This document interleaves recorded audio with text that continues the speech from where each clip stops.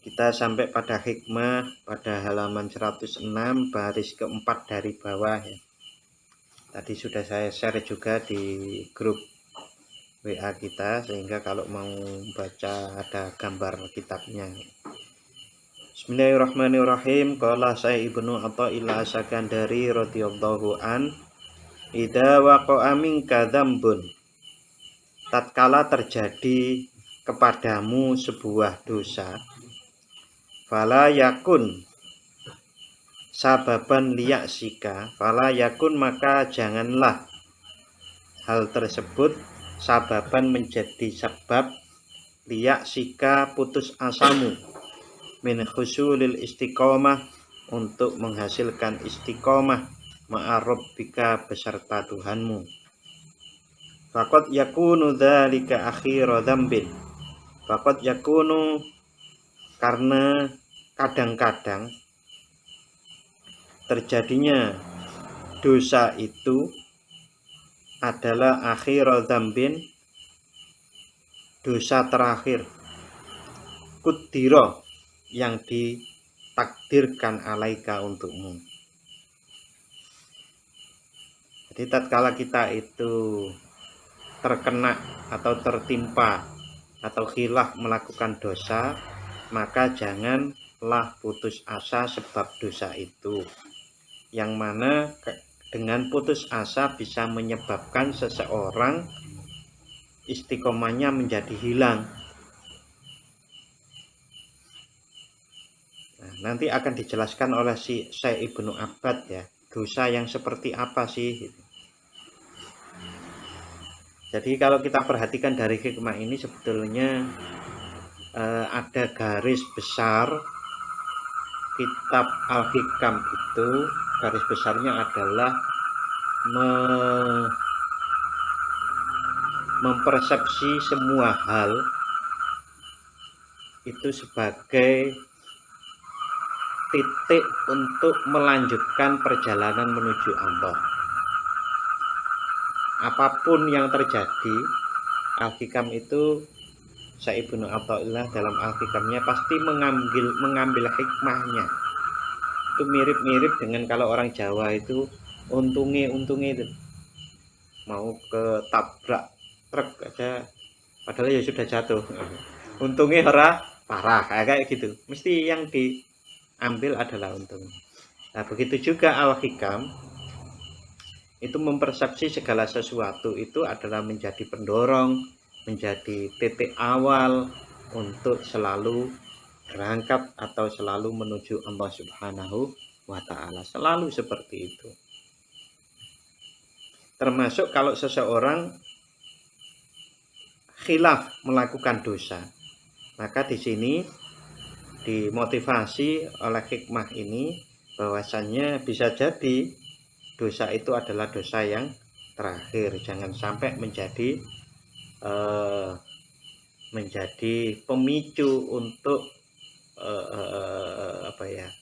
Kalau di sini min khusulil istiqomah, artinya tetaplah istiqomah. Contoh, kalau seseorang itu khilaf melakukan dosa, lalu kemudian dia putus asa dengan dosa itu, maka bisa jadi orang tersebut kan orang sholat, bahwa karena putus asanya dia tidak sholat lagi, karena putus asanya dia tidak beragama secara baik lagi. Nah, itu yang betul-betul dihindari.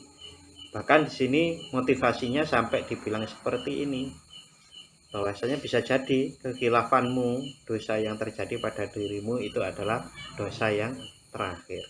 Itu kan luar biasa Syekh Ibnu Athaillah untuk memotivasi agar tetap optimis kepada Allah Subhanahu wa Ta'ala, husnudzon kepada Allah Subhanahu wa Ta'ala. Nah, terkait hikmah ini Syekh Ibnu Abbad menjelaskan al-istiqomatu, yang di luar tanda kurung ya, al-istiqomatu alal ubudiyah, istiqomah atau tetap menjadi hamba. Al-istiqomatu alal ubudiyah, istiqomah di dalam kehambaan, itu la yunaqiduha, fi'lun dzambi, tidak berlawanan dengan perbuatan dosa. Jadi istiqomah, dosa itu tidak menggugurkan seseorang predikatnya menjadi seorang hamba. Tetap diakoni hamba. Ala sabilil faltati, yang mana dosa tersebut dikerjakan ala sabilil faltati, dengan jalan khilaf atau luput kalau bahasa Jawa. Ya khilaf tidak sengaja. Wal hafwati tegese luput atau tidak sengaja. Kalau orang sengaja berbuat dosa itu seperti apa sih?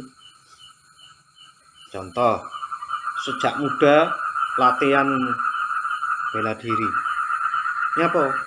Engko aku arep dadi perampok.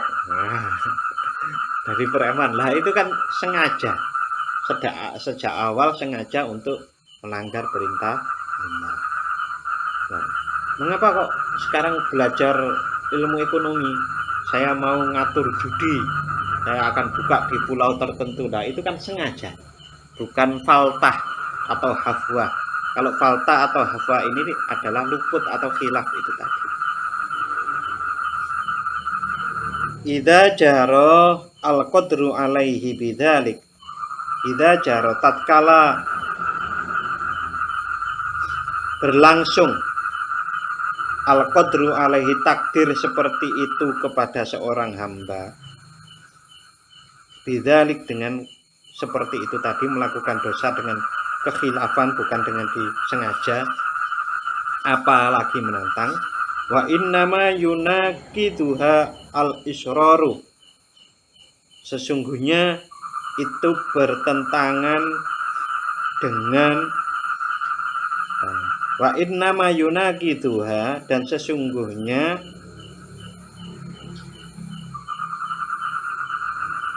al-istiqomah, sesungguhnya istiqomah itu bertentangan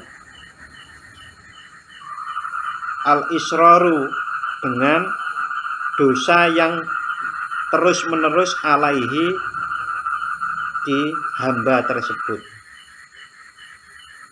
Contoh dosa yang sering dilakukan terus-menerus itu adalah dosa minum-minuman keras yang sering. Kalau dosa yang terjadi itu karena khilaf, maka tidak bertentangan dengan keistiqomahan atau ketetapan seseorang menjadi hamba Allah. Tetapi kalau dosanya itu dilakukan terus-menerus, maka itu bisa menyebabkan seseorang itu kehilangan kehambaannya. Kalau di dalam Al-Quran disebutkan hati mereka itu sudah berkarat, telinganya sudah tidak mau mendengar nasihat, matanya tidak mau mengambil pelajaran. Hal-hal seperti itu adalah bisa jadi dan sangat mungkin karena isror.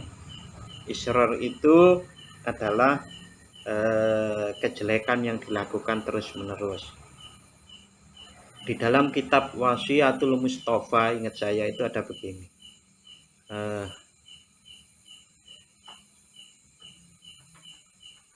Tidak ada dosa besar yang disertai dengan istighfar, dan tidak ada dosa yang besar yang diiringi dengan istighfar, dan tidak ada dosa yang kecil kalau itu dilakukan terus-menerus atau israr itu tadi. Ya, mudahnya dikit-dikit menjadi bukit, bahkan lekatannya malah terlalu kuat sebetulnya. Kalau seseorang melakukan dosa yang kecil terus-menerus, itu kan bagaikan debu di atas kaca yang itu sedikit demi sedikit demi sedikit, karena tiap hari tidak pernah dilap, maka itu menjadi tertutup sepenuhnya, dan itu kan sulit ngilanginya. Nah, berbeda dengan kalau ada kaca kita langsung kasih debu, yur, itu disok gini aja, dibalik saja kacanya, hilang debu itu. Tapi berbeda dengan yang sedikit demi sedikit dan secara terus menerus.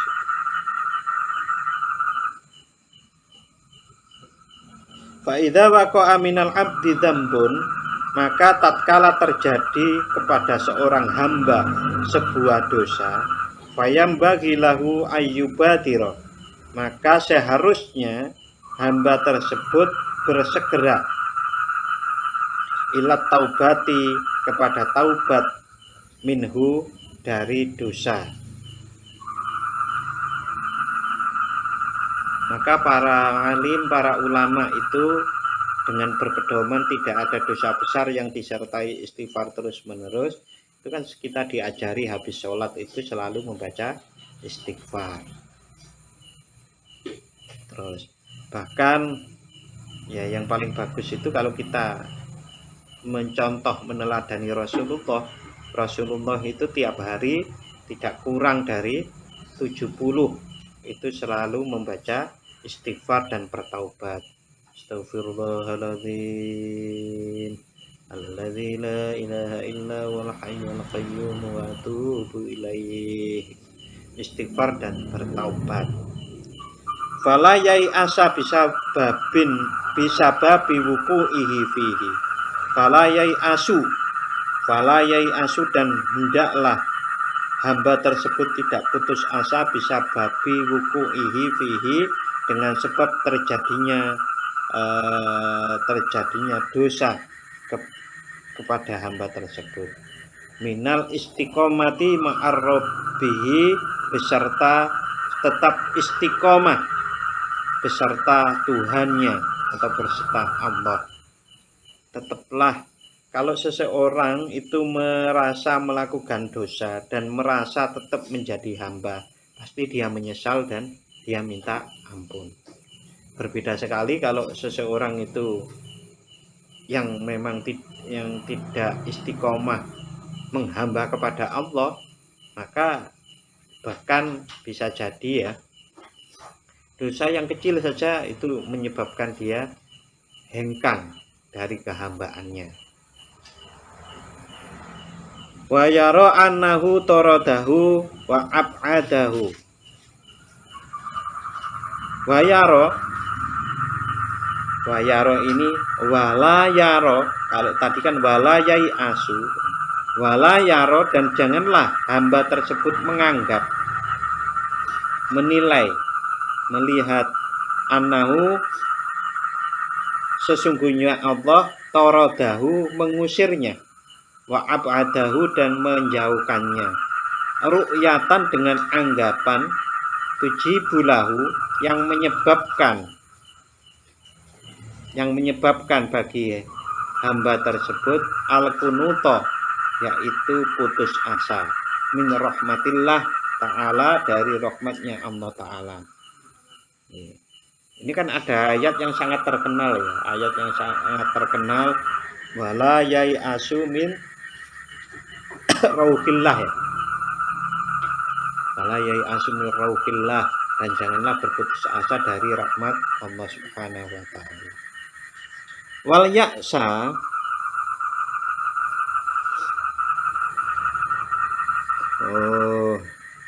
ru'yatan tujibu lahu al-kunuta min rahmatillahi ta'ala, wal ya'sa min rauhillah, dan berputus asa dari keluasan rahmatnya Allah ta'ala. Li'annahu qad yakunu dzalika dzambu, karena sesungguhnya kadangkala dosa itu yang diperbuat tadi adalah akhira dzambin, dosa terakhir, qudira alaihi, yang ditakdirkan untuk hamba tersebut, waqad waqa'a dzalika wa faragha minhu, dan sungguh terjadi dosa tersebut wa faragha minhu, dan menjadi selesai. Ini artinya menjelaskan bisa jadi seseorang itu melakukan dosa itu adalah dosa yang terakhir, dan walaupun itu jelas-jelas terjadi tapi itu adalah dosa terakhir dan rampung, selesai. Dan ini dibuktikan kalau Anda masih muda ya mungkin belum banyak menemui, tapi kalau orang-orang yang sudah tua itu akan melihat, kalau dilihat sekeliling ya, itu kan bisa jadi orang itu yang masa mudanya itu jelek, tapi tua-tuanya jadi baik. Ada yang mudanya baik, tua-tuanya menjadi jelek. Tetapi seringkali yang terjadi itu linier. Linier itu apa? Ya mudanya itu baik, tuanya juga baik. Yang mudanya jelek, tuanya juga jelek. Perpindahan seseorang itu dari baik menuju jelek maupun jelek menuju baik itu paling akhir paling tidak 35. Umur 35. Di pas-paski ya 40. Itu kalau orang itu nggak berubah, ya dia akan seterusnya seperti itu sampai mati. Tetapi seringkali begini, batasan 30 itu untuk merubah, kalau di paski 40 itu angel banget. Contoh yang paling sering kita temui, kalau ada anak-anak, kita diperintahkan oleh Al-Quran untuk memerintah anak kita umur 7 tahun itu sholat. Kalau tidak kita ajari sejak awal, ya nanti pas 7 tahun kita perintah sholat, ya kangelan. Itu harus ada dibiasakan. Itu hikmah yang pertama untuk malam hari ini ya. Jadi kalau terjadi dosa ya segera mohon ampun kepada Allah. Intinya seperti itu, karena bisa jadi dengan dosa itu kita menjadi lebih baik di hadapan Allah Subhanahu wa taala.